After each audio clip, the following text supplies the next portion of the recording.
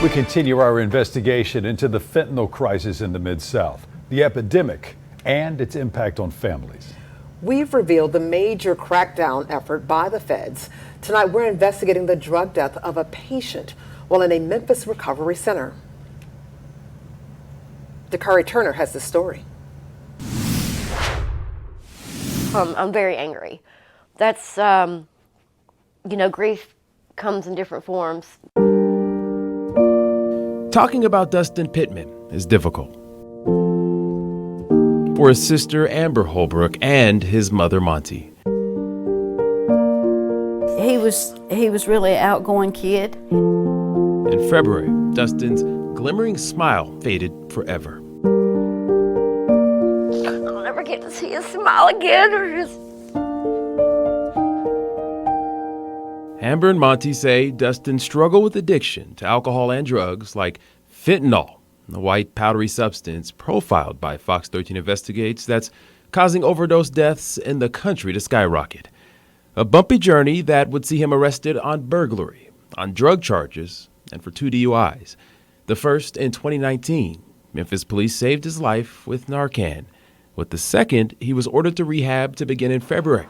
Upon check-in, He had that shine back in his eyes that he hadn't had for a long time. but 4 days later, a knock from police. And they said they had found him deceased at Serenity Rehab in Memphis. A swirl of emotions that sent them both into shock.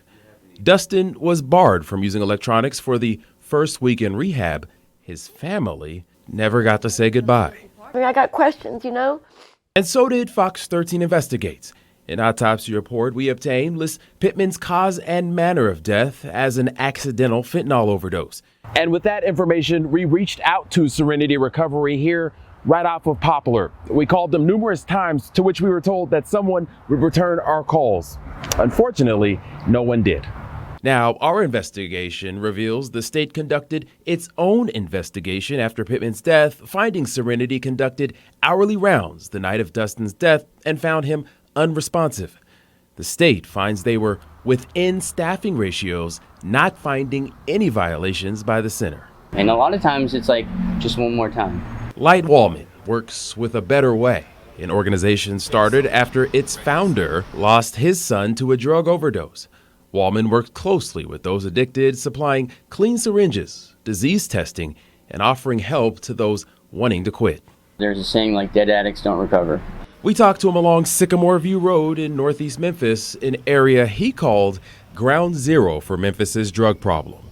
As a recovering addict himself, he knows the powerful grip of an addiction's hold, even for those in rehab. It's pretty difficult to have something brought in once you're there. It typically comes in with new individuals. There's ways of hiding it. Why would somebody go to rehab and then end up using at rehab?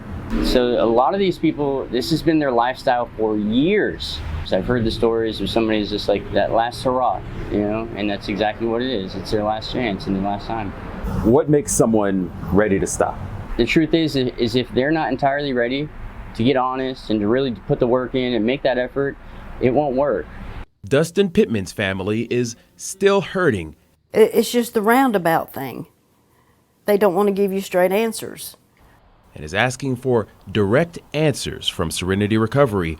Until then, the gaping wound cannot begin to heal.